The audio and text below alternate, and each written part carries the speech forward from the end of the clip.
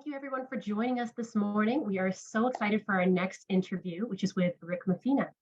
Rick Mofina is a former journalist who has interviewed murderers on death row, flown over Los Angeles with the LAPD, patrolled the Royal Canadian Mounted Police near the Arctic. He's also reported from Nigeria, Morocco, Algeria, Ethiopia, South Africa, Senegal, Egypt, the Caribbean, and Kuwait's border with Iraq. His true crime freelance work has appeared in the New York Times, The Telegraph, Reader's Digest, Penthouse, Marie Claire, the Moscow Times, and the South China Morning Post. He has written more than 30 crime fiction thrillers that have been published in nearly 30 countries, including an illegal translation produced in Iran. As a two-time winner of the Canada's Arthur Ellis Award and the Barry Award, a four-time thriller finalist, and a two-time Shamus Award finalist, the Library Journal calls him one of the best thriller writers in the world. Welcome, Rick. Thank you, Alex. Yes, we have a great lineup of questions for you. To start us off, tell us about your latest book and your series. What does everybody have to look forward to? Well, right now, as we speak, I've just released a trilogy of shorter novels. They're about 50,000, 55,000 words each. One came out in September, one in October, and the third in November, and there's a package. They're only available online, and audio will be coming next year. We've just sold the audio rights, which we're quite pleased. And that trilogy is about Ray Wyatt, who is a sort of burned out mid-career reporter based in New York City with a wire service. The whole industry is changing. I drew upon my own experiences and the way things are now to create this guy who he lost his son on a holiday in Canada. He and his wife were vacationing in Banff, and there was a hotel fire. He tried to save his son.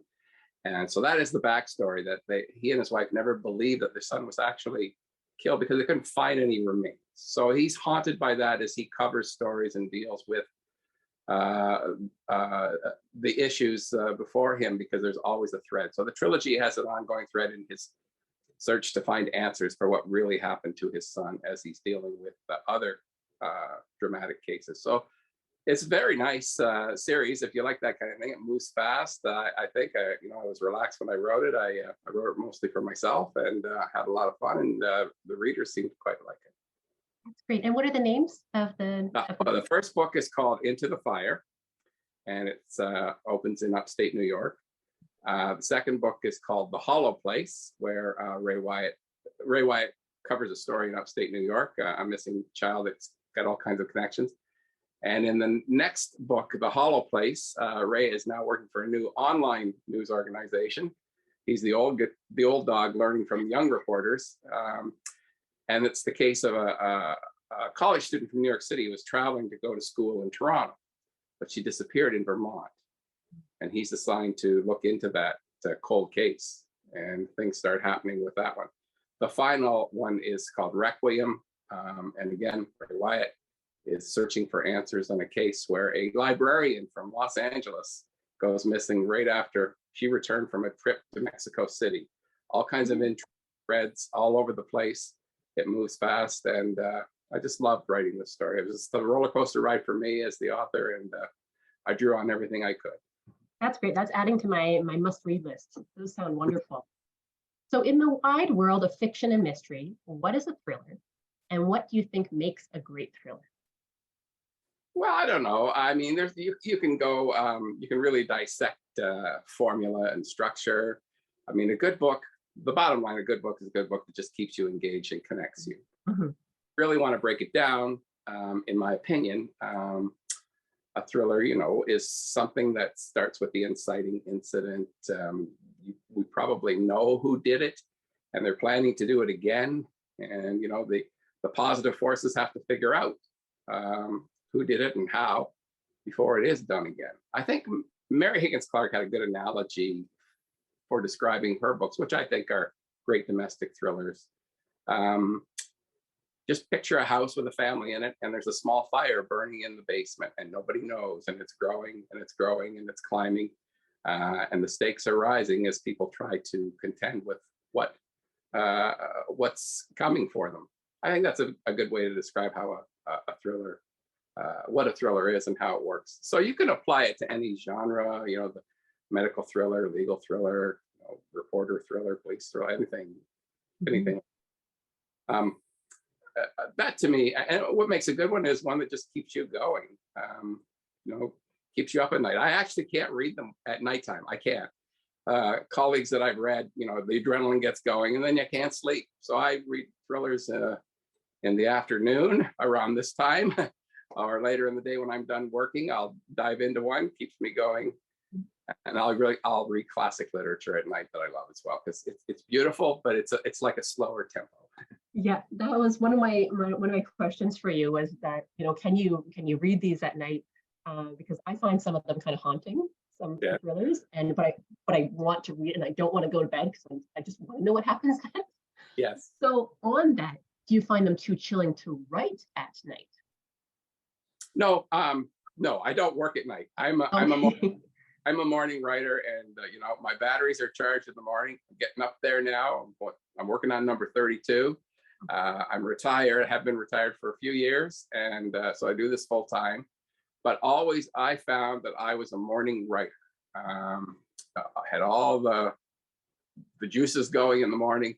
By mid-morning or mid-afternoon, I'm pretty much done. But I'll make notes. When I go for a walk in my neighborhood and I follow my routine. I mean, you're always working on a book. All writers know that. It's a 24/7 thing. And I find that when I'm relaxed and I go for a stroll, I'll dictate into my phone, actually, notes to myself, which are easily to cut, paste, and right into the story and get into it. So, but yeah, I don't write these things. To answer your question, no, I don't have to worry about that. No. So we sort of touched about a bit on where and when you write. So you're writing in the morning, you're coming up with ideas on walks. What about vacations? 24/7. 24/7. I have to confess, I have to be in the book 24/7. So when I'm on vacation, and we recently took a trip to see our first grandson, and I'm up in the morning, and as long as I'm working a little bit at it, it might slow down. I mean, again, I'll think of a freight train passing through a town. You know, it's chugging along at top speed when it's out in the prairie, but if you're slowing it down, and we all know how hard it is to get a freight train moving. So if I bring a dead stop, I don't like that. So I'm always working, holidays, vacations, even Christmas Day, birthdays, just to keep it moving, even if it's a little bit. As long as you just keep that freight train moving, and you can always speed it up later. Mm-hmm. Well, I think some of our authors in the backstage will take note on that, because I know one of my friends back there says he doesn't write on vacation. So maybe he'll write on his next vacation. No, on that note, I mean, I've been on so many conferences and panels. Everybody has their own way. Some people work better at night. I mean, whatever gets you there is great. So yeah. So what made you gravitate towards writing thrillers? Well, that takes me way back. I've always wanted to write ever since I was in grade school. So that whole thing was there. It was in my DNA. Came from a family of storytellers. You can't shut us up once they get going. Lots of aunts and uncles, lots of stories. And they're always, when I was a kid, there was always, in the 60s and 70s, I'm dating myself, but there was always the latest thrillers of the day laying around, and I was reading them, even though they weren't age appropriate. Valley of the Dolls and Godfather when I was just a kid. I mean, I plowed through them. But so I went to university, studied, I decided to go into journalism, and I wasn't sure what I was going to do, supernatural thrillers or other thrillers. So when I hit newspapering, that's when it all gelled for me. I do like a reporter thriller story, because other writers were doing it quite well, and I was enjoying their work, and I thought, there it is for me. I was experiencing things in real time. So there was the drama of the newsroom, the drama of covering whatever you can imagine. And I felt this was it. So that's how it all started. That's great. And which of your series are you most excited to write about? Well, I like them all, but they are all in the rearview mirror now. I think the ones you like and dislike are the ones you're working on. Whatever series or standalones, I do both. They're the ones you like, and I think the ones you like best are the ones that you just finished. But I love all my books. They're all I can't really say one's better than the other. To me, readers have their own favorites, but I like That's great. Okay, but this one maybe it'll have a different answer. Do you relate to any of your characters throughout any of these novels? them. Yes and no. Okay. Sure. We all draw from, what we know or what we've heard and what we've experienced. So there are composites, there are experiences I might pull together or pull from. There are also things read, things that come together. But you got to remember, in the end, the gel that holds it all together is you make it all up. But I do like to ground things in reality or an experience. If I've been to a town or experienced something, because then you can build on it. Mhm. So, as a journalist, I understand you traveled a lot, as we discussed. Do you travel for your writing fiction inspiration as well? Not so much. I try to incorporate it. A recent book I did, I knew I was going to set in San Diego and Las Vegas and points in between. And I was invited to a conference in Las Vegas around the time the researcher started. So I just extended that. I flew to San Diego. I set up interviews with San Diego police, Las Vegas police, the FBI in Las Vegas. Made a number of phone calls to district attorney's office and stuff like that. And then I made the journey for the first time for me, that part of the country in the US, which I found rewarding and I enjoyed. And it just made the book resonate for me. I mean, I got out and walked around in the Nevada desert, which I used in the story. And I made my own videos and stuff. That helps. That just keeps you going on dull days.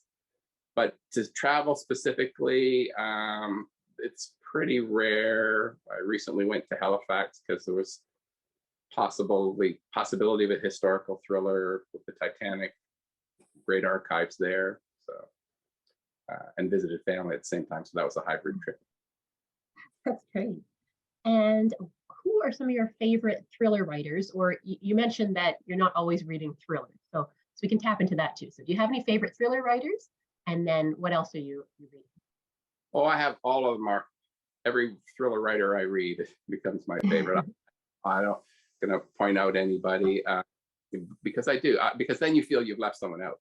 Okay. But yes, I like them all and I admire them and I get, oh my gosh, how'd they pull that off? They're so good. Learn from them as well. Yeah, I like them all and everything. Classic literature, I like going back. I guess maybe because I'm older now, you have a greater appreciation and I've tackled all the fattest books of the classics. I've been knocking them down and reading them and going, wow, this is why they still hold up. So I enjoy that. That's great. And what do you read to relax then? Yeah, classic stuff. That's the classic stuff. Yep. Out of Cristo, I'm working on that. Just finished War and Peace and Les Miserables. I'm going on to Moby Dick. Oh wow! Okay. And finished Don Quixote. That was interesting. And I did note, for those of you who are fans of Dumas in The Count of Monte Cristo, I can see areas where Robert Ludlum and possibly Thomas Harris, Silence of the Lambs, found little nuggets of little plot points and twists and techniques. Because I found little things in there that I thought, oh, that's quite similar to what's been used in contemporary thrillers. So that old adage, read. You never know what diamonds you're going to uncover and how enlightening they'll be. Yes, that's great. So moving aside from books, is television something that you use to relax these days? Oh yes, television and movies. Actually, I do. I love old movies. I love that classic TCM. Love that old stuff and the discussions around some of the older movies. Some of those stories are so well done. Some of those, especially those that are drawn from books of the era that I've read, and then you see the movies, and yeah, they're great. I love the old reporter movies, especially. They're banging away on typewriters and newspapers ruled back then, aside from radio, and they're like every major city had 10 daily newspapers. You got fired from one, you walk across the street. And maybe I was born in the wrong time, but I just thought that I find that very fascinating and entertaining. So you sort of touched on possibility of historical thrillers then?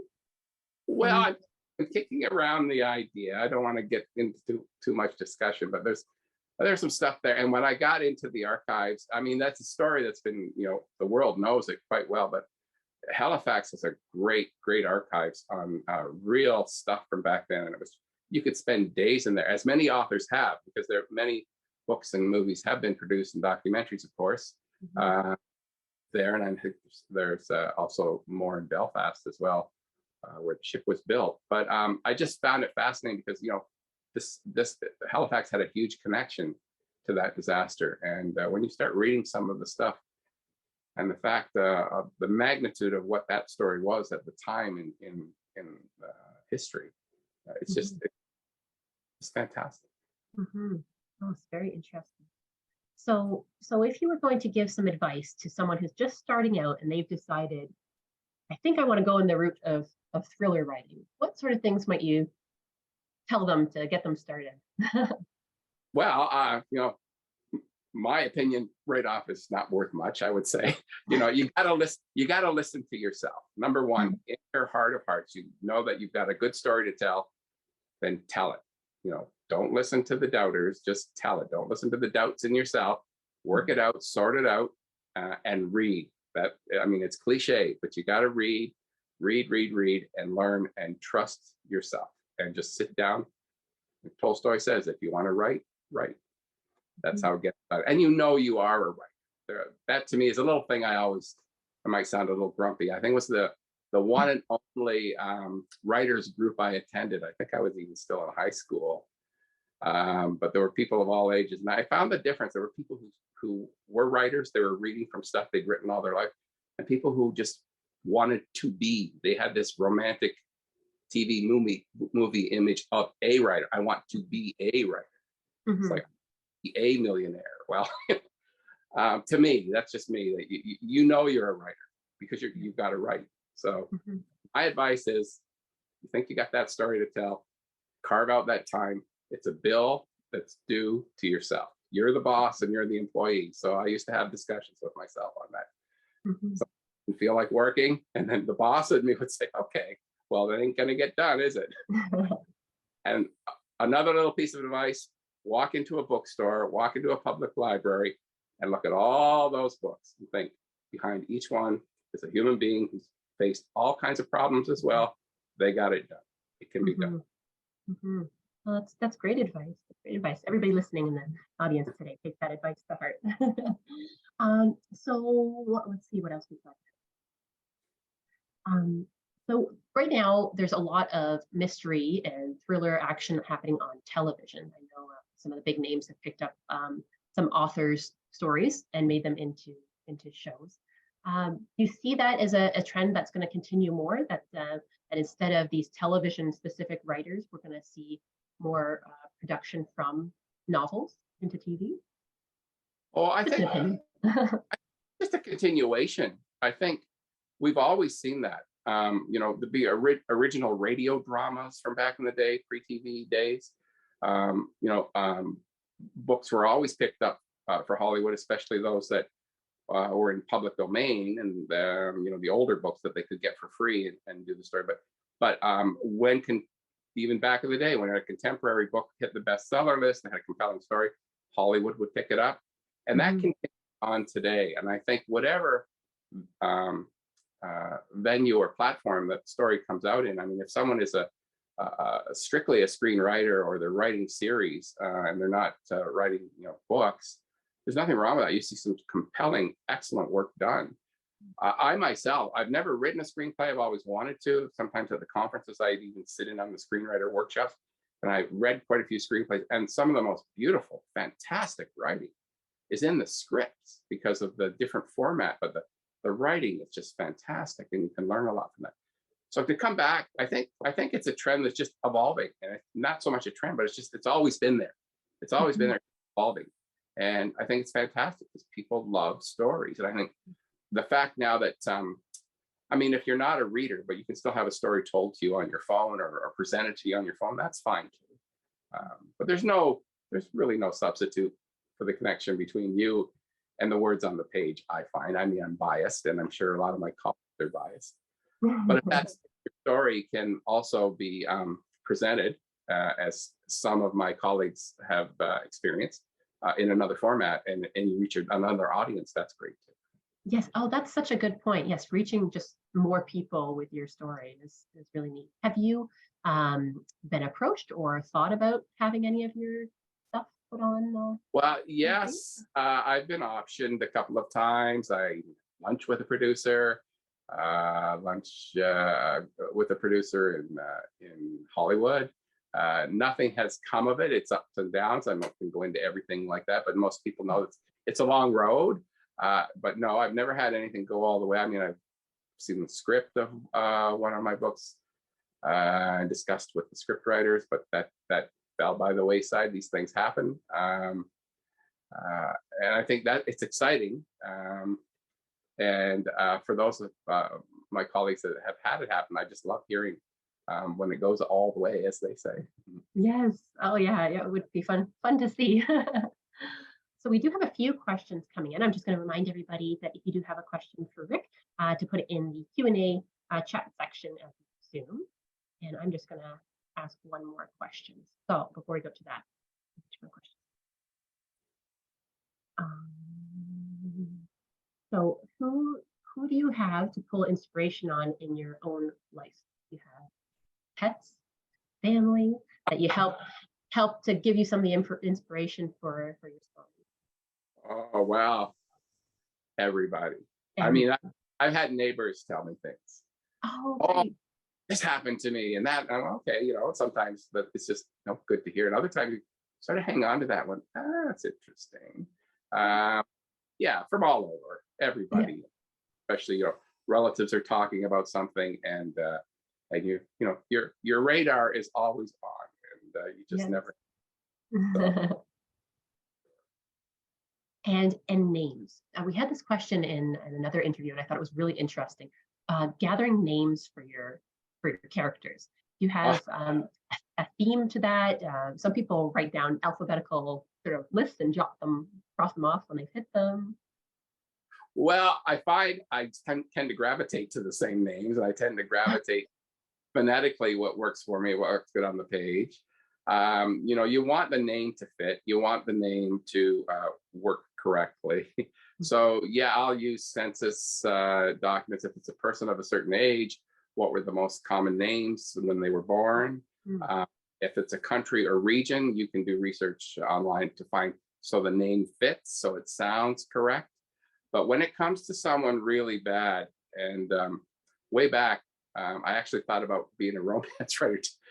I had sat down and read and analyzed 25 Harlequins, and I thought, why do these people have such strange names? But also, when you're having a character doing terrible things, you don't want a real person to say that's me. That I might add weird spellings, especially for the villains, and I'll Google as best as I can to make sure that I'm way off mark. Even though they're bizarre, you just add a few extra consonants or vowels to make a name really strange, but it works. That it's still, it's not totally nonsensical, but or comical. Not the names to fit. No, that's really interesting. Yes, you wouldn't want an old friend to come back and say, "That's my name. You used as your murderer there." No. Well, that's really common. I mean, my first 5 books, the main reporter character was Tom Reed. And that's pretty common. To me, it was like a John Smith. And then email, and it was from Tom Reed. Ohio. And I thought, okay, where's this going? He just said, friends told me, and I read your book. I just thought it was cool. So. That's great. So I'm not sure if Mike is going to come back on here and ask us some questions, or if I should dive right in, but I will just give him one moment there. Oh, there he goes. Yeah. Hi, Rick. Fabulous interview. Thank you, Alex. So we have a couple of questions from the audience. And the first is anyone else in your extended family a published author? Well, I have a niece who finished your PhD. I don't know if that counts. Off the top, no, I can't think of anyone. No, I think the short answer might be no. Okay. Well, I mean, I have a son who's a PhD who absolutely claims he's a published author, just so you know. So, and Alex may have asked this already, but what do you read for pleasure besides mystery thrillers? Oh, well, as I was saying earlier, classic literature. I like to continue working my way through the classics. Not to be pretentious, but to learn. I do enjoy them. And then on the day side, it's commercial fiction. Perfect. And a question from Del Chatterton, your old buddy.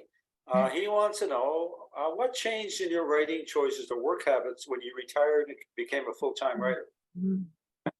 That's a very good question. I thought I'd be producing more faster. It turned out the opposite was the case. I don't know. It could have been a combination of age, that sort of thing, time management. But I think what changed was the stress from the day job was gone. But I was still committed to writing every day.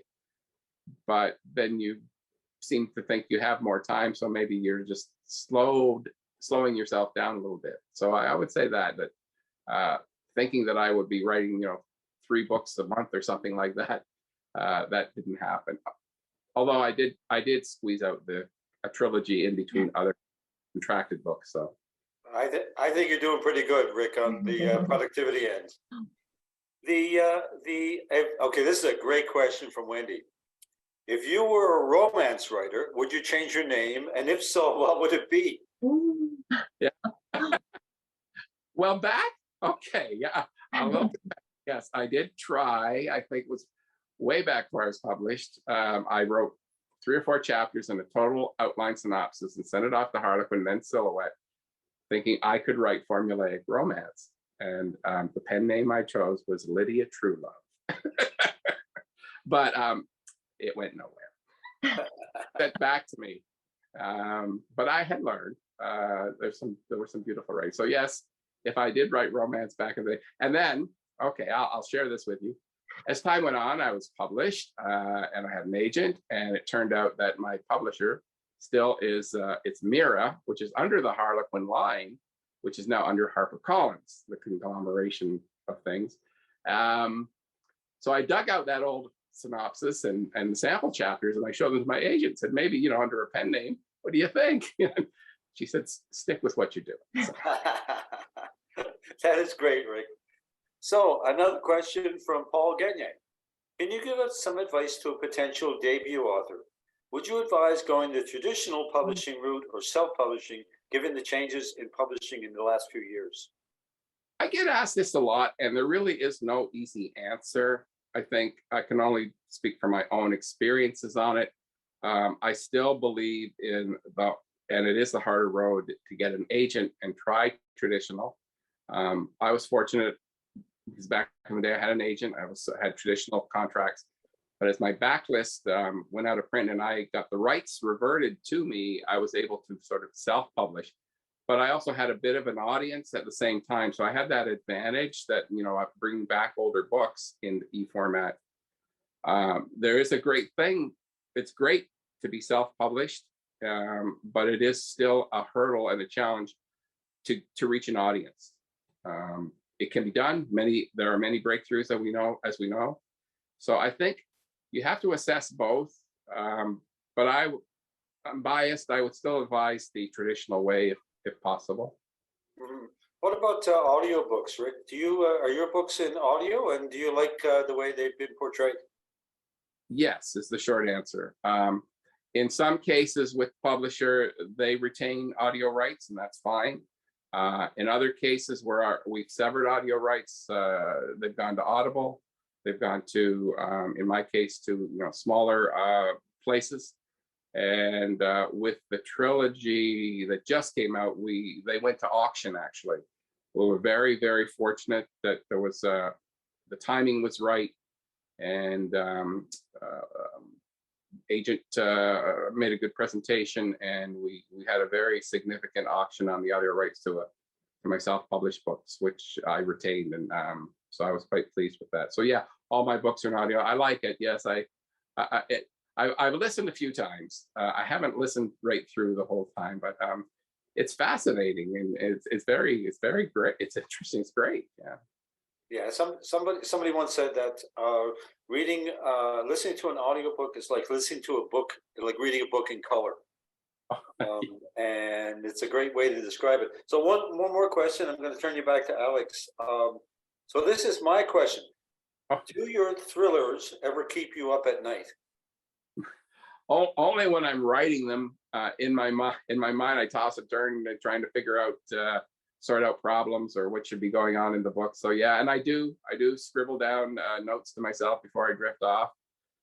So they keep me up in that regard. The ones I'm working on. But as I was saying to Alex, I don't read thrillers at night because other books will keep me awake. The adrenaline gets going, and I find it difficult to sleep.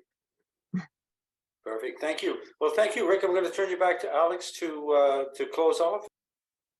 So before we're wrapping up our session today, what is next? What can our attendees, our readers look forward to next? We've got the trilogy that's just come out, and what else? What's the future for Rick Mofina? Alrighty, what's coming is a big standalone called Everything She Feared. That's coming out through, as I said, Mira HarperCollins.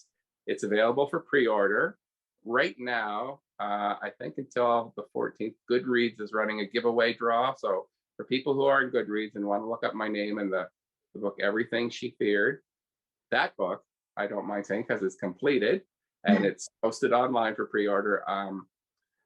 It opens with a teenage girl fighting for her life, hanging from a cliff in near Seattle, Washington. And she's struggling for her life, and looking down from the top of the cliff is a 9-year-old girl that she babysits. So unfortunately, the girl falls to her death, and the rest of the book is what really happened on the edge of that cliff with a 9-year-old girl and her 17-year-old babysitter. And what is the history of this little girl's family and the history of the babysitter's family? And that's called Everything She Feared, and that's coming in April. That will be released in April. And I'm working on one that'll be released in 24. I'm about midway through, which I won't discuss that one, but it's another standalone thriller. I'm about midway through it in the draft. So we're just chugging along on that. Oh, that's great. And so the standalones versus the series, for you, do you have a preference to what you enjoy writing? Oh, well, there's pros and cons about both for me. With a series, you could just continue on. The person still lives in the same apartment. You might want to give them a new piece of furniture or something, that kind of thing, or the same home. And the reader goes along, but the trick then is to try to make every book stand on its own, so they're really not missing anything. Although I have to confess, the Ray Wyatt series has a continuing arc, so it's best to read them in order.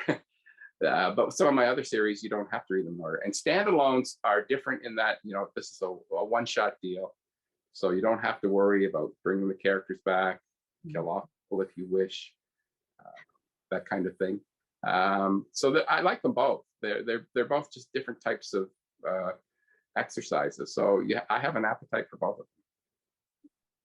Perfect. Well, thank you so much, Rick. This has just been a pleasure of mine. I am so thrilled that I was able to interview you today. Well, I am thank you. so excited for your trilogy. I am going to put that on my must-read list. You had me gripped just by telling me about that there. And thank you everyone for watching this today. We really appreciate you coming out and supporting our Canadian mystery authors.